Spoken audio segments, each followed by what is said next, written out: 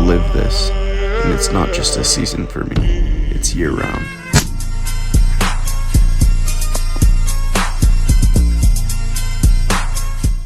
Hey everyone, Merry Christmas from me, my family. I just want you guys to know that your Heavenly Father and Jesus Christ love you. I'm really excited to bring you this film. It was a lot of work. Although this was a private land tag, I had to work my butt off. I knocked doors. I got permission from a bunch of people that was not family.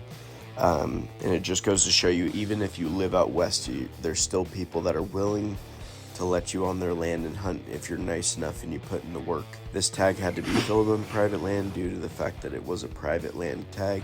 Hope you guys enjoy and have a great rest of your day.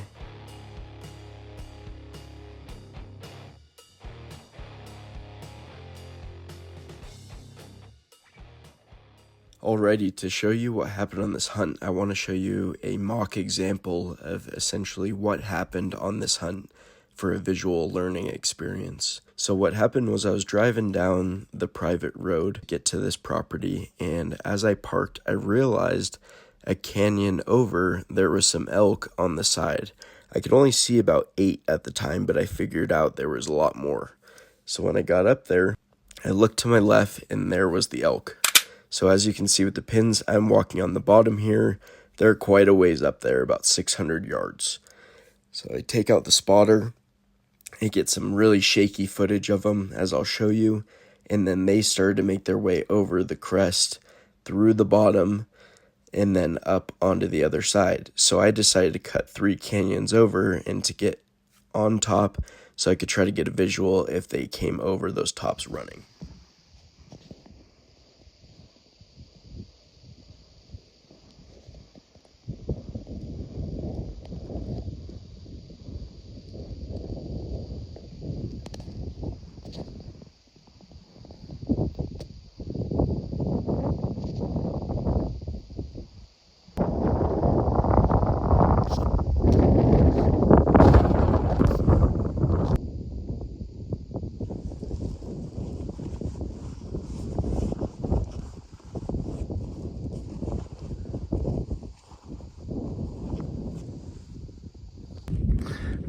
Straight uphill to catch them. Coming around the other side, there's about 13 of them. I had a 450 yard shot, but they're moving too much. And I wanted to get on video, so I'm gonna try to sneak around, see if there's any more. As I stalked up to the edge of where I thought they would come over, I waited for about 30 minutes, still hunting. But they never showed up. So I crept in the snow slowly, going over each hill, one at a time. Then I came around the hump, one valley over from where they ran, and I ended up seeing some deer, and then I looked to my right, and there's all the elk, starting to turn around and go the opposite way that they came.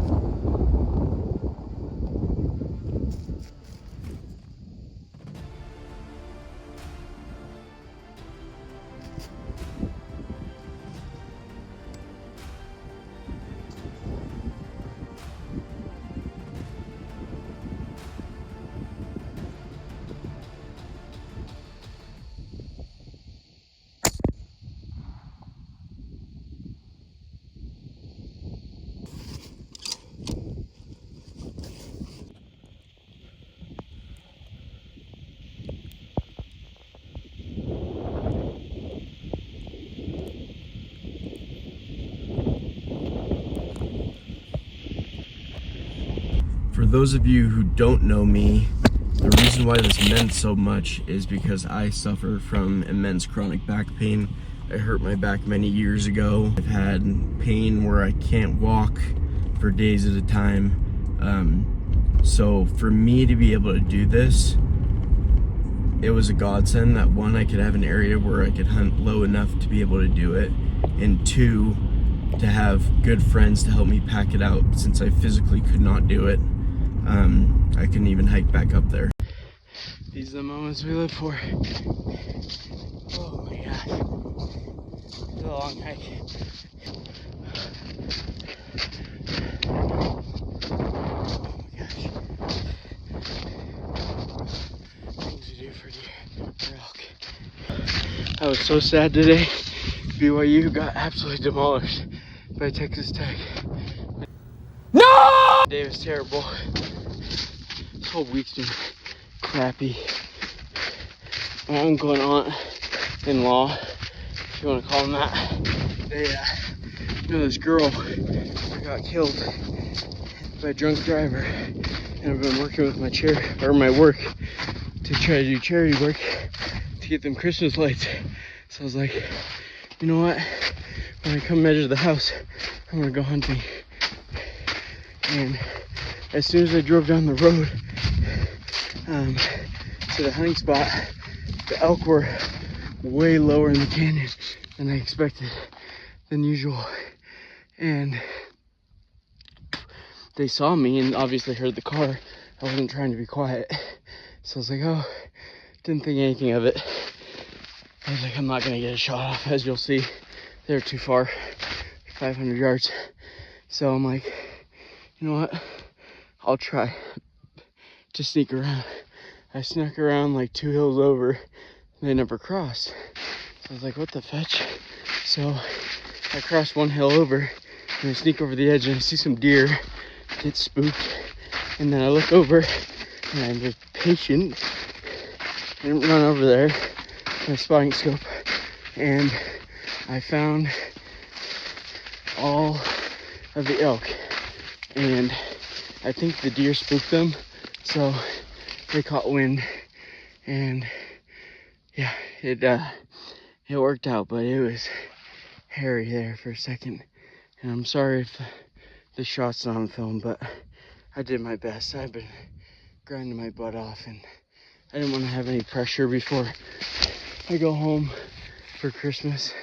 So I'm gonna hop on this, and I can see the elk over there. I'm just so thankful to my Heavenly Father, and I'm thankful to all you guys for watching, supporting my dream. I love hunting more than you can imagine, but I love God and wildlife more than anyone. And it's not a fun thing to take a life, but the whole process of hunting, the scouting, the hard work that leads up to it, that's what makes it worth it. So I really appreciate you guys watching. I'll let you know when I get over there. I don't know what made them run back over here, because if they kept going that way, I wouldn't have been able to catch them. So it's kind of a miracle they ran that way. Elk down, let's go. Elk down, baby. Elk down. If you guys think I'm a fancy hunter, his scent lock, I freaking zip tied those pants together. I've got freaking no nice equipment, and you don't need it. I don't have a side-by-side, don't have a four-wheeler. I do have the 4Runner, which is nice, but I saved up for a very long time. I've put deer and elk in my freaking Corolla before, so man, it's all worth it. That's all I gotta say. I don't have any water either. I have like 2 sips left of Gatorade, but we'll make it work. That's what Bentalls do, baby. All I do is win. I had to work for it. I came from all the way down there. The crazy thing is, I literally said it would be wild if I shook.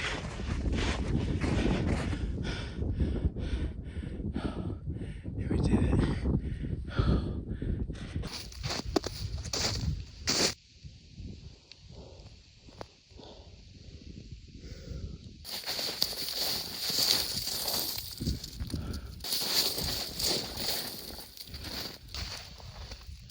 That's where I shot it.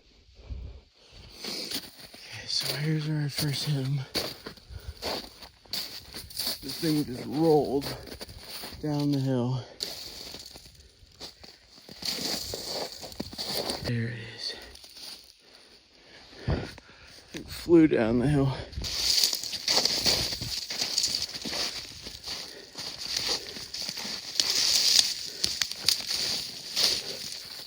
We're gonna do a little slip and slide.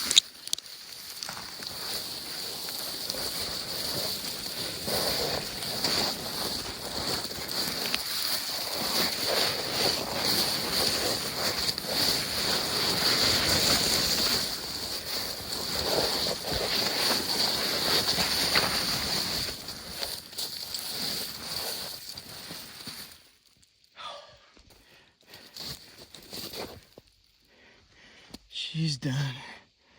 Oh, brother. Look at the size of that thing. Holy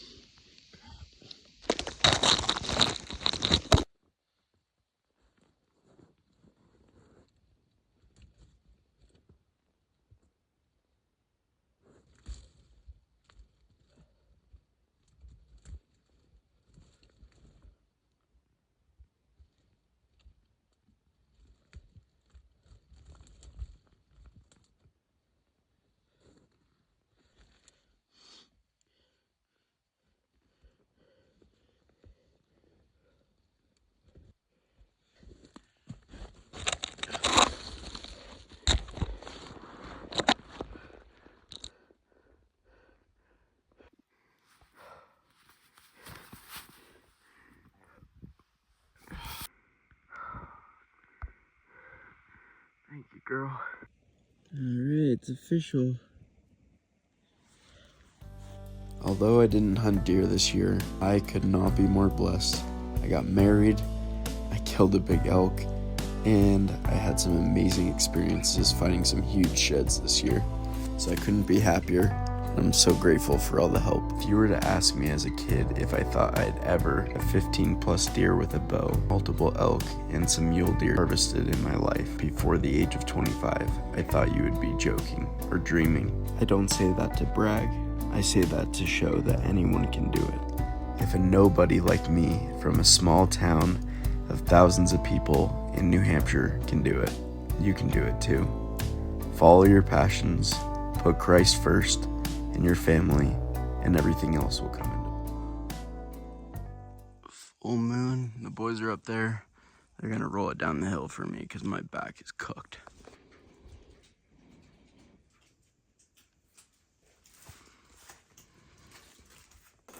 Alright guys, I'm doing the butchering process, so here's a bunch of the meat. We're gonna have freeze-dried bags here in a couple days, but just washing it off and getting all the elk hair off.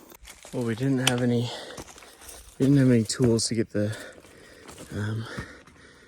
ivories out last time, so I'm going back up, regrettably, to go get these things so we can use every part of this animal. Never taken the ivories from other people's, but